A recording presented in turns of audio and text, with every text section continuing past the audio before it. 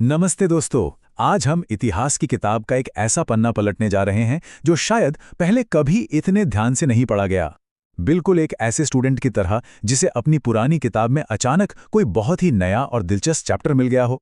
तो चलिए बिना देर किए सीधे इस विषय में गहराई से उतरते हैं।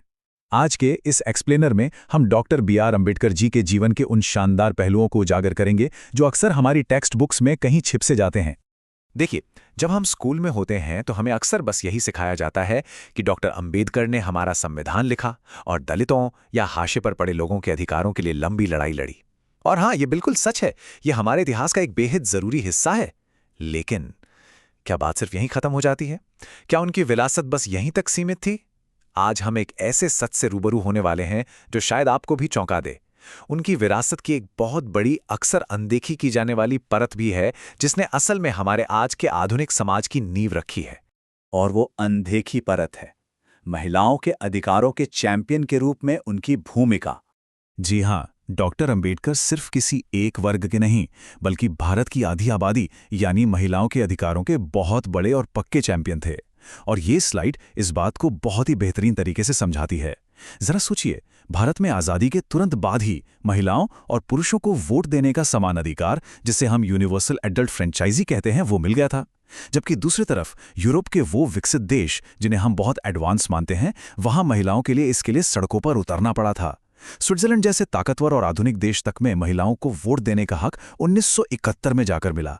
मतलब सोच रहे हैं आप, डॉक्टर अंबेडकर की दूरदर्शी सोच की बदौलत भारत में यह समानता शुरुआत से ही पक्की कर दी गई थी। इस बात को हम हिंदू कोड बिल से और भी अच्छे से समझ सकते हैं। आज जो कॉरपोरेट या सरकारी नौकरियों में महिलाओं को 6 महीने की पेड मैटरनिटी लीव यानी मातृत्व अवकाश मिलता है, आपको जानकर हैरानी होगी कि इस कॉन्सेप्ट की शुरुआत डॉक्टर अंबेडकर ने 1938 में ही कर दी थी। इसके अलावा पिता की संपत्ति में बेटियों को बिल्कुल बराबर का हक दिलाना और अगर शादी में शोषण हो रहा हो तो महिलाओं को भी पुरुषों की तरह ही तलाक लेने का अधिकार देना, ये सब उनके उसी क्रांतिकारी विजन का हिस्सा था।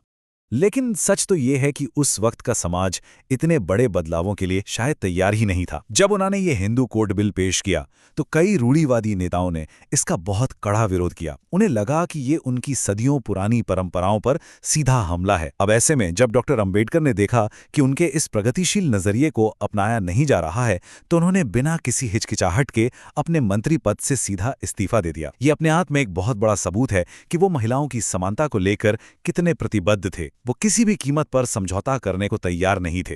तो चलिए अब बात करते हैं भेदभाव की उस चुभन की जहां से इस बड़े संघर्ष की शुरुआत हुई। अब एक स्टूडेंट होने के नाते मेरे दिमाग में हमेशा ये सवाल आता है कि आखिर उनके अंदर इतनी गहरी सामाजिक समझ और पूरे सिस्टम को ही बदल डालने की ये ऊर्जा आई कहां से। तो जरा उनकी इस एजुकेशनल जर्नी को देखिए। उस दौर में बड़ौदा के राजा ने उन्हें 25 रुपए प्रति माह की स्कॉलरशिप दी थी। कहने को आज ये रकम बहुत छोटी लगे, लेकिन उस समय के हिसाब से ये बहुत बड़ी बात थी। इसी की मदद से वो लंदन और अमेरिका गए और उच्च शिक्षा हासिल की। विज्ञान, कला, कानून सब कुछ पढ़ा। उस जमाने में विदेश से इतनी सारी डिग्रियां हासिल करना किसी चमत्कार से कम नहीं था। और फिर अपने वादे के मुताबिक वो काम करने के लिए वापस बड़ौदा लौट आए। लेकिन बड़ौदा लौटने पर जो हुआ वो एक बहुत ही क्रूर विडंबना थी। दुनिया की टॉप डिग्रियां होने के बावजूद उन्हें अपने ही वर्क प्लेस पर घोर जातिगत भेदभाव का सामना करना पड़ा। रेलवे स्टेशन पर उनके स्वागत के लिए कोई नहीं था। रहने के लिए एक एकदम खस्ता हाल, उपेक्षित सा कमरा थमा दिया गया। और हद तो तब हो गई जब दफ्तर में एक चपरासी महज जातिगत पूर्वाग्रह के कारण उनके हाथ में फाइल देने के बजाय दूर से ही उनके टेबल पर फाइल फेंक के चला जाता था। तो यहां सबसे अहम पॉइंट यह है कि इस घोर अपमान ने उन्हें तोड़ा नहीं, बल्कि इसने उन्हें पूरी तरह से जगा दिया। उन्होंने सोचा कि अगर दुनिया के सबसे बेहतरीन संस्थानों से पढ़ने के बाद इतनी सारी डिग्रियां होने के बावजूद मेरे साथ ये सुलूक हो रहा है, तो उन करोड़ों लोगों का क्या होगा जो अनपढ़ हैं और समाज के हाशिए पर हैं। उन्हें यह गहराई से एहसास हो गया कि महज आपकी पर्सनल अचीवमेंट या डिग्रियां इस सिस्टम में घुसे हुए पूर्वाग्रह को हराने के लिए कभी काफी नहीं हो सकती। और यहीं से जन्म होता है उनकी एक नई सोच का, शिक्षा, जो बदलाव का सबसे बड़ा हथियार बनी। बड़ौदा के उन कड़वे अनुभवों ने एक बात तो साफ कर दी थी कि सिर्फ शिकायतें करने से कुछ नहीं होगा। एक बेहद मजबूत हथियार चाहिए था, और वो अजेय हथियार था एजुकेशन। डॉक्टर अंबेडकर का विजन बहुत क्लियर था। शिक्षा सिर्फ कोई नौकरी पाने का जरिया नहीं है, बल्कि ये वो अल्टीमेट वेपन है जो समुदायों को तर्क करना, चीज़ों को समझना और अपने हकों के लिए लड़ना सिखाता है।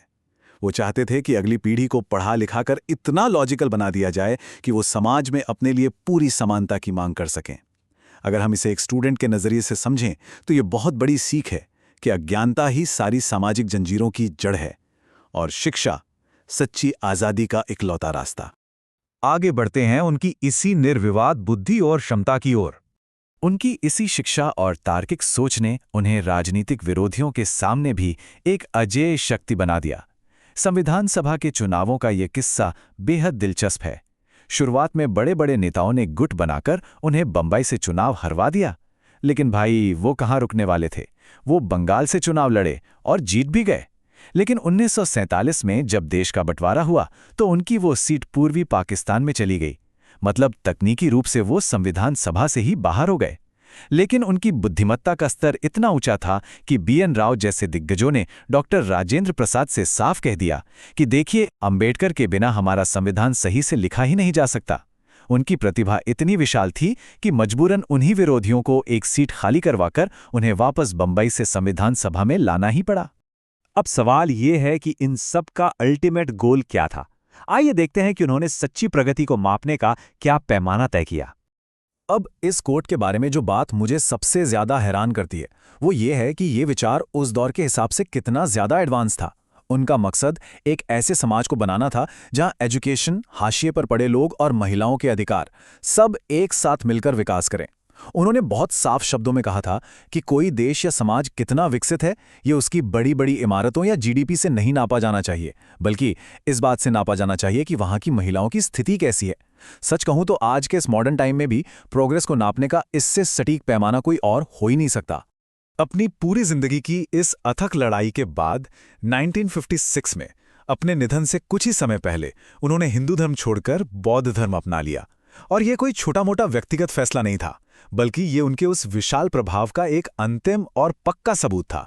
उनके ऐसा करते ही लाखों लोगों ने उनके नक्शे कदम पर चलते हुए धर्म परिवर्तन कर लिया।